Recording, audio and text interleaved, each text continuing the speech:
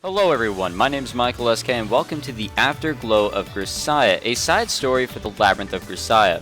I believe this is number 2 of 3 in terms of the side stories for the Grisaia series, and this is 1 of 2 for the Labyrinth of Grisaia side stories. Apparently there's another one that fits in with the Labyrinth of Grisaia, which is pretty cool, and I'm hoping that these two are a little bit better and longer than the Leisure of Grisaia. Leisure of Grisaia was kind of just like some shenanigans. I hope we get some like crazy ass story out of these two. I'm not saying the Leisure of Grisaia was bad. I just kind of wish there was more. But I feel like we're gonna be a little bit rewarded here. I feel like we're gonna get some great story after we have finally finished the grand route. We're gonna get some deep ass shit. It's gonna be a fun time. So we'll jump in here. But before I do, I would like to say thank you to One Fime, Aura, Zeus, and DK Master. They are viewers of my streams, and they donated so I could actually get these 3 side stories, so I can record them for you guys. So thank you very much, guys. I appreciate the donations. You guys are hella awesome. I said the same thing in the Leisure of Grisaia intro. And also, before we jump in here, make sure you guys know what the Labyrinth of Grisaia is. You've done or read or whatever the grand route. And hopefully you've done stuff with the Fruit of Grisaia, because this is number 2 in the actual Grisaia trilogy. So, regardless, if you have not read the Grand Route or whatever, or if you want to recap or whatever, I have the Grand Route here on my channel. I just finished recording it. It's episodes 1 through 32 of the Labyrinth of Grisaia series. So if you guys want to go check that out, it's here on the channel. Go for it. And before we start, same thing I did with the Leisure of Grisaia, I just wanted to see how many CGs there are. Apparently there's 8. In the Leisure of Grisaia, there were 6. However, I'm hoping this is longer. There's 2 more than in the Leisure. Hopefully it's a lot longer. We'll have to see. So, sorry for the long intro.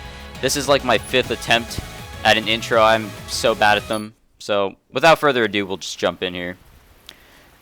Also, I don't know why, but the Steam versions of these, whatever, they seem to run way better than what I've been downloading from Denpasoft. Like, I'm getting 60 frames per second. Things are smooth. Loading is just gone. I don't know. Things just look a little bit better here. I feel better. I don't know what the Steam version is doing different from the Denpasoft versions, but I guess Steam's doing something right. But anyways, let's do this. Looking at his reflection in the rearview mirror beside the driver's seat of his taxi, I have no idea how to pronounce any of that, tries over and over to pluck out the hairs he's missed when shaving. He usually picks up customers like a normal taxi driver using the company's car. Once in a while, however, he is ordered to drop off packages or people, as though the company just happens to remember he's around from time to time. If it's a package, the job is over when he drops it off. If it's a person, he must also sometimes wait for them to come back and take them home. It's been a relatively peaceful period despite a few minor incidents, such as the recipient of a package not showing up or the person dropped off not returning. I don't know how to say his name. Yuta? I honestly have no idea how to pronounce his name. His battlefield is far removed from the stench of blood and gunpowder. There's also the added bonus of getting additional pay on top of his normal taxi salary. It's not the kind of money to make a man laugh incessantly with joy, but it gives him a measure of peace, so much so that he's developed a bit of a paunch. He can't imagine any greater luxury. I've also noticed that the text is coming in a lot faster than in the Leisure of Grisaia. That shit was really slow. Around when he entered the organization, one of his passengers asked him a question. The man had gotten into the car and asked, "Do you mind if I smoke?" Truthfully speaking, he wasn't exactly eager to have his one tool of the trade finally awarded to him by the company stinking of cigarettes. This passenger was an important one, though a special, and he couldn't afford to get on his bad side. Yuta, I don't know, guys. I'm sorry. I'm gonna butcher it. Told him how to use the ashtray. Or told him how to use the ashtray. Okay. Yuta's displeasure must have accidentally shown on his face. Looking at him, the passenger chuckled as he lit his cigarette. I'm the kind of guy who's happy as long as he can have a smoke. Makes you jealous, huh? At the time, Yuta didn't comprehend the meaning of the man's words. After however many years working for his current employer, though, he found that he was able to understand them completely. To that passenger, smoking was an important luxury, however small. And that's how he lives, even now, in a world where smoking could be considered an extravagance. No, there's no way of knowing whether that passenger is still alive today. Will he get to drive that passenger around again someday? To be honest, he doesn't care very much. At the moment, he has enough to deal with in his own life, and his job isn't for the sort of people who take the time to worry about others. Other people are like the hairs he's missed when shaving. If he didn't think that way, he wouldn't be able to keep going. Oh shit, that's Yuuji, boy! Well, at least I'd like to say it is. Today, he lets another passenger in his taxi, an irritating one, like those stubborn facial hairs. It's a young man. He sits down in the back seat and falls fast asleep then and there, his head hanging. He's a special, designated VIP status. Yuta checks him out in his rear view mirror. The legendary agent Ichigaya 9029. Obviously, Yuta's heard of Ichigaya 9029. He's been in the business long enough. It's also rumored, though, that the organization's cooked up a few of these number 9029s in order to raise morale. There's no guarantee that this one is the real deal. Maybe his skeptical look went unnoticed, because 10 minutes ago, this so-called number 9029 used some eye drops, and now he's hunched over in his seat, not moving an inch. Anyway, it doesn't matter to Yuta whether this guy is the real deal or not. He just wants to hurry up and finish the job and go home. And as he's thinking this, trying to pluck out those few remaining hairs, that's his hobby, I guess, he hears a voice in his earpiece, the sound of which blends with the pitter-patter of rain on the roof of his cab.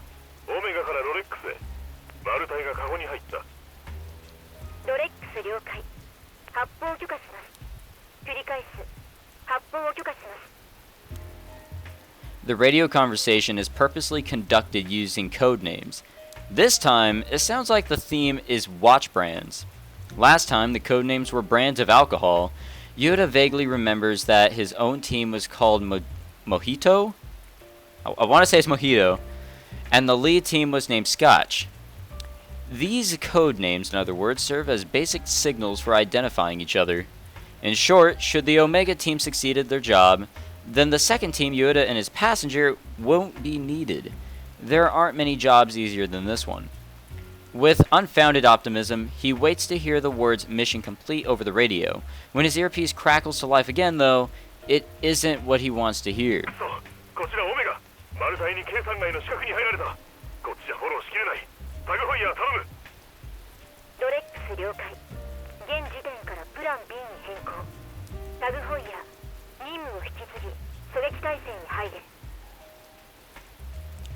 Friggin' klutzes.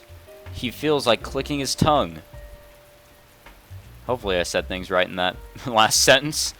Yuta adjusts the angle of the rear view mirror so that he can see 9029, who's still napping. He calls out to him. Oi, 9029. 出番だ。さっさと起きろ。寝てないよ。And there we go. Okay, I knew it. I knew that Yuuji had a voice actor here. And the reason I knew that is because when I went into the damn sound settings, there was Yuuji right there. Like, I'm sorry, but I mean, it's kind of hard not to miss that. You know, when I'm adjusting the sounds over here so things are leveled correctly the way I want them to be, it's kind of hard not to just glance to the right and see that there's only 3 names, one of them being someone we haven't seen before, so, or at least in that list.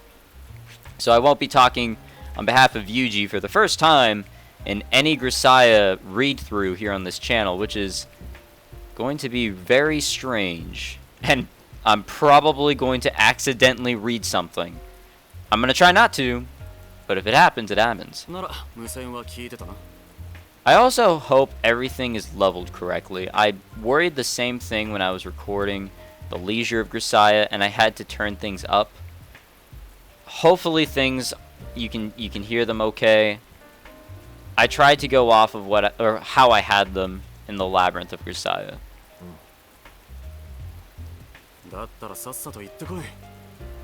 分かった。失敗したらそのまま逃げるから、10分待って俺が戻らなかったらあんたも撤収してくれていいよ。 Because that shit kind of sounds quiet. So maybe when I'm done recording, because this is going to be, you know, a read through, a playthrough. It's not just going to be like a one-shot go like the Leisure of Grisaia was. I'll be able to actually listen to the audio and see how it's leveled and everything. And if I need to raise something in-game, I will. At this point, I think it's everything that needs to be raised. Saying this, 9029 jumps out of the car's back seat and runs around to the back of the vehicle. He knocks on the lid of the trunk where his luggage is. 開けてよ。出したらすぐに閉めろよ。荷室に雨を入れるな。いいから早く。 He releases the lock with the lever beside the seat, and the trunk opens. Inside the trunk is the luggage Yuta had been entrusted with by the company beforehand. 9029 sticks his head inside the trunk, fishing around for the luggage. When he removes the tarp, he should be able to spot that familiar case. 9029 grabs the handle of the case and pulls it out, then shuts the trunk straight away. Damn, Yuuji is just, like, he speaks so damn fast. Time, 5:37 p.m. The green LED numbers of the digital clock on the dashboard display the current time. Checking it, Yuta furrows his brow. He watches 9029 walk out into the rain. Is he really going to be okay? This passenger doesn't look much like the image of Ichigaya 9029 that Yuta had conjured up, based on the rumors he'd heard about the agent. He looks more like a teenager. Well, it's kind of because he is. With that ragged leather biker jacket and the rifle case on his back, he looks almost like the guitarist of a punk rock band. The way he protects himself from the rain using the hoodie under his jacket rather than an umbrella simply completes the image. He doesn't exude the fiendish aura one would expect of the legendary agent from the rumors. It's true that the organization Yuta belongs to has quite a few young members, however young they are, though. Their experiences on the job lends them a sort of ghastliness. Just passing by them is enough to give you goosebumps. But that kid? He seems kind of spacey, and there's no way to tell what he's thinking. He does answer when spoken to, but doesn't really say anything else. At one point, there were even rumors that Ichigaya 9029 was actually a woman, so Yuta had figured he wouldn't be surprised whoever it turned out to be. This was very different from what he had expected, though. Maybe I've been duped, thinks Yuta. Maybe his being 9029 is a big lie, and he's actually just a disposable pawn to serve as an excuse if the mission fails. It is then that Yuta remembers the boy having said to leave if he didn't return within 10 minutes. If what he said was accurate, there was a chance that Yuta would get caught in the crossfire if he hung around too long. When he checks the clock again, Yuta notices that 5 minutes had already elapsed since 9029 left the cab. If the instruction to wait 10 minutes had come from headquarters, then it might actually be wiser to withdraw after 5. What should I do? Should I leave? With these thoughts flitting through his mind, Yuta is suddenly brought back to reality by a knock at the window. Surprised, he lifts his head. He sees 9029 standing beside the cab, his hair sopping wet from the rain. What? Did he forget something? Freaking klutz. When he grudgingly lowers his window, however, he hears from 9029 takes him by surprise. Or what he hears from 9029 takes him by surprise. 終わったよ。もう終わったのか。Surely that was way too fast. I didn't even hear any gunfire, ponders Yuta. Lost in thought once again, the crackle of radio brings him back to Earth.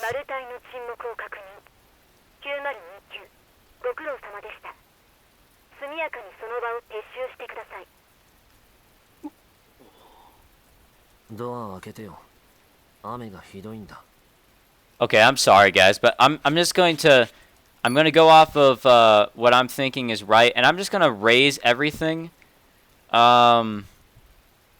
I'll just raise voice. I'll just raise the voice right now, because that sounds so damn quiet.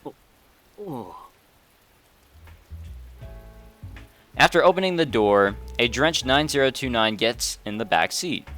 You wouldn't know he just completed the job by the look on his face. It's missing that certain expression. He actually looks exasperated, or rather like he's so sleepy he can barely keep his eyes open. I see. So this is the real deal. さすがだな。本物は違う。 Saying this, Yuta hands 9029 a towel. He doesn't exactly want the one tool of his trade getting soaked, even if the seats are vinyl. 9029 looks confused for a moment, and just gazes silently at the proffered towel. Finally, he takes it and utters a single word. どうも。他に言うことはないのか？ What else is there to say? タオルありがとう。いや、そうじゃなくてだな。まあいい。帰るんだろ？どちらまで？渋谷まででいいよ。あとは電車で帰るから。ああいいよ。 Yuta switches the display on his taxi to occupied and sets off. It's almost like he has an ordinary passenger in his cab once again. After some of his usual tricks, turning down various side streets and changing direction twice, Yuta takes the car onto the highway. He then adjusts his mirror to give him a view of the stray in the back seat. ブースタードラッグは使わなかったのかな？帰りは電車だから。 Yuta doesn't understand this response right away, but then he remembers having heard that performance-enhancing drugs make your pupils dilate and induce ballonophobia? Whatever. Or a fear of needles. Apparently, should you ride a train in that state, even the other passengers' noses will look sharp enough to pierce your eyeball. Wait, what the fuck? Okay. サングラスは持ってないのか？ A true professional, Yuta kept a pair of cheap sunglasses he'd bought at a nearby tackle shop in the dashboard of his taxi. Even if they're cheap, something is better than nothing. If this kid doesn't have any, I'd be happy to part with them. As Yuta's about to raise this, 9029 drowsily turns his head to look outside the car window. 今日は雨だし。 Yeah, wearing sunglasses at this time would be pretty weird. At times, professional drivers like Yuta wear sunglasses to improve contrast, even at night, or in the rain. Generally, though, a guy wearing sunglasses on a rainy day would stand out. Not to mention... まあ、雨の日にサングラスかけてるのはハリウッドセレブか CIA ぐらいだろうしね。 It might just be a relief of completing the job without a hitch, but he starts to loosen up, and he finds himself becoming more talkative. Seeing as the other guy is so much younger anyway, he feels even more compelled to let go of the tension. Today's passenger, however, is pretty あん charmless. たいつもこんなにおしゃべりなのか。 Ouch. Basically, just shut up and drive. Now, that's no fun at all. この業界、緊張で無駄に喋るやつか全く喋らないやつの二通りだ。俺が前者でお前が後者ってことだろ。喋らないやつの方が長生きするとは言うが、俺はこれまでに3人の寡黙な男が死ぬ現場に居合わせたことがある。あんたこの仕事長いの？つうか、あんたっていうのやめろ。 Despite his appearance, Yuta has driven the taxi for a good 8 years, and the company's white van for 10. He realizes that he's getting irritated over something fairly trivial. Back in the day, though, Yuta developed some notoriety, or I can never say this word correctly, I'm sorry, as the leader of a bike gang, or a biker gang in his hometown. For that reason, he retains a strong sense of hierarchy. お前が何歳で何人やってきたかなんざ知らねえが、年上に対する口の利き方ってもんがあるだろうが。そういうの苦手だから黙ってたんだけど。 What he struggles with isn't honorific speech, but adopting the correct attitude to fit the person or the situation he's faced with. Yuta was a bit like that too, in his younger years. Already past his mid-30s, with hindsight he knows just how inexperienced he was in his youth. If someone were to ask him, "What were you like back in the day?" he would just laugh awkwardly. Yuta got into this line of work when he was 18, after he got too fired up in a brawl and accidentally killed a guy. If he'd been a bit more put together than this kid, he wouldn't be where he is now. 何にせよ、お前が本物の902級で助かった。本物？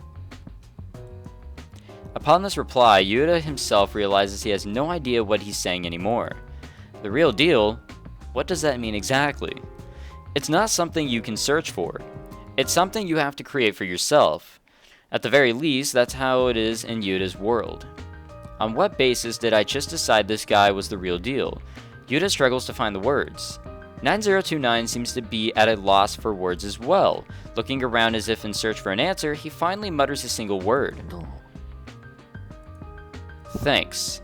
Here in Japan, it's a damn useful word. Spend long enough overseas, and you'll wish it had the same effect there too. Thinking this, Yuta realizes that life must be crueler for this kid than it ever was for him. お前、今までよく生きてこられたな。 Upon hearing the amazement in Yuta's voice, 9029 looks for a moment like he's searching around for an answer, before smiling very slightly. 俺もそう思います。 At these few words, Yuta laughs abruptly. 今さら敬語は使わんでいいぞ。 As he says this, Yuta has a good idea of what the response will be. どうも。 Alright. It's exactly as Yuta expected. I see. I suppose that's the boy's charm. Yuta realizes that despite his cheek, the kid has a clumsiness appropriate for someone his age. And that alone gives him a cute sort of charm. Yuta's given up caring about what kind of lifestyle the boys lead, and how many people he's killed. Huh. I must have been scared of him, realizes Yuta. It occurs to him that total strangers ride in the back of his taxi every day, and he talks to them despite having no idea who they are. Huh. So that's it. At this, Yuta ceases his chatter. Without speaking another word to each other, Yuta emulating his ordinary passenger of his, they arrive in front of Shibuya Station without incident. 着いたぞ、渋谷だ。あ、The boy flinches at the sound of his voice, and it dawns on Yuta that this time he must have been sleeping for real. The drowsy expression on the boy's face worries him, but the next moment, a little flustered from his sudden awakening, 9029 starts getting ready to step out. それじゃあ、お疲れ様。おい待て、上着を忘れてるぞ。 His leather jacket, sodden with rain, is still in the back seat. 忘れっぽいやつは周りの人間を巻き込んで死ぬ。気をつけろ。うん、ごめん。それと、これ、持ってけ。何？俺の名刺だ。機会があれば指名してくれ。わかった。生きてたらまた頼むよ。俺が？お前。俺、 Oh shit. だろうね。 Clicking a little too fast here. With this, 9029 grabs his sun leather jacket and, with the rain still falling, once again throws it over himself as if it were a raincoat. He blends in with the crowd heading toward the station. Before even 10 seconds have passed, he's completely disappeared. In this business, though, that's not so surprising.